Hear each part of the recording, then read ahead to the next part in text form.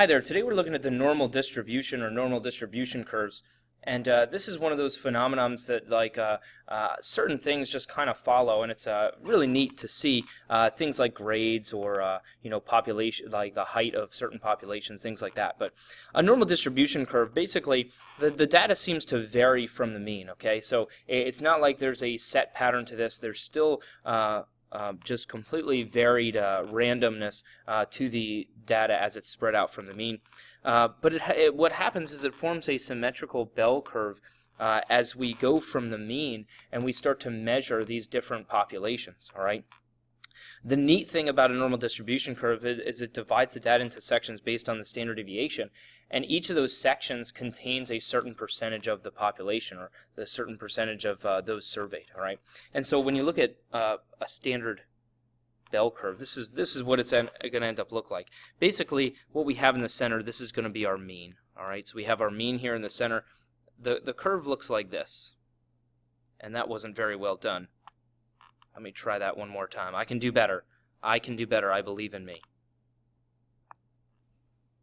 Let's try doing it this way. But basically, it peaks in the center there. That also wasn't very good, but I did my best here. And so when we look at the normal distribution curve, basically what happens is if I go like +1 standard deviation in this direction, or +2 standard deviations in this direction, and this is what standard deviation measures, +3 standard deviations, or -1 standard deviation, -2.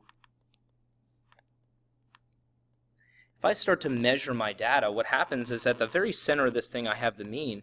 If I go 1 standard deviation in this direction, that encompasses 34% of my data values. And if I go 1 standard deviation in this direction, it encompasses another 34%. So really what happens here is when I'm within 1 standard deviation of the mean in either direction, I get 68% of my data values are all crammed near this thing, all right? So most things tend towards the mean, and then what happens is as we go further and further out, I get smaller and smaller percentages because I have less and less things that are farther from the mean. See, things gravitate towards the mean, and as I step farther away from the mean, things get more and more sparse, okay?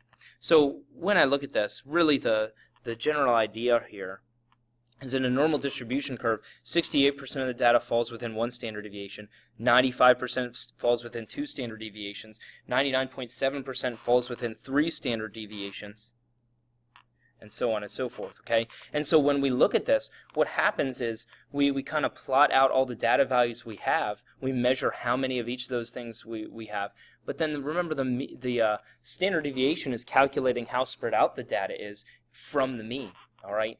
And so it kind of lumps these data values into these percentage groups, all right? For example, if I look at something like this, height is one of those things that's going to follow a standard, a normal distribution curve, okay?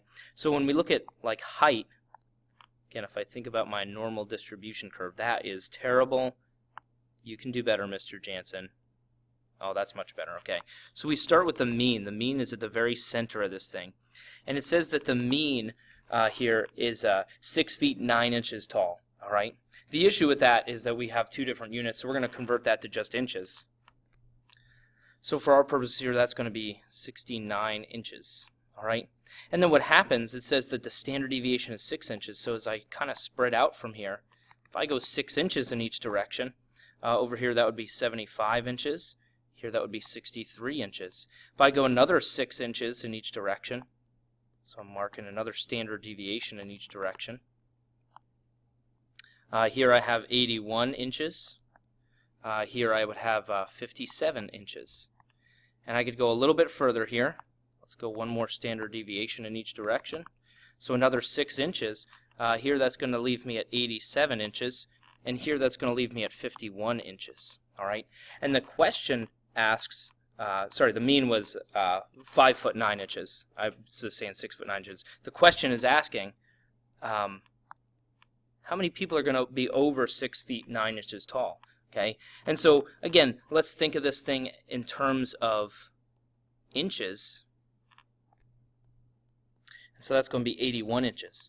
All right. So basically, the value that we're looking at is this guy right here. We want to know how many people are going to be taller than that. So when we start breaking this down, again, when we look back up here, it says within 1 standard deviation, we're looking at 68% of the population. So right here, this is 68% of the population falls within 1 standard deviation, so between those two heights. All right. If I go 2 standard deviations, it's 95%. Okay. So here, 2 standard deviations. This is 95% of the data. And that's kind of when we want to cap it off. We want to see how many people are in this section right here. So think about it. If this piece that's in purple right here, if this is 95% of the data, it means that these 2 pieces on the end, this piece and this piece, would make up a total of 5% of the data. All right? But we don't have both of those pieces. We only have one of them. So what happens is just this piece over here that we're coloring in red, that's going to be 2.5%. So 2.5% of the population is going to fall into that category. And that makes sense when you think about it. Most people are around a certain height. And as you go further and further to the extremes, you get less and less people. You know, there are not a lot of people in the world that are above 7 feet tall or 8 feet tall, okay? These are very extreme cases, and so the bell curve is very short at that spot. Most people are between 63 inches and 75 inches, all right? Anybody who's outside of that range, okay, there's quite a few less. Okay, so when we're looking at people over 6'9" tall, we're looking at about 2.5%. So these are like our NBA basketball players. Okay, so again, when you're looking at the normal distribution curve, it's just really neat because as you start to plot out this data and you come up with a standard deviation, it'll fall perfectly on this curve. All right, and things like grades happen the same way. If you were to plot the average of the grades and find the standard deviation, it would spread out along a bell curve, okay? And you'd find out that most people were gathered around the average, and there was a couple extremes to one side or the other. A couple people who did really well, and they're kind of in the minority, and a couple people who did really poorly that are also in the minority. Most people kind of hovered around that mean, okay?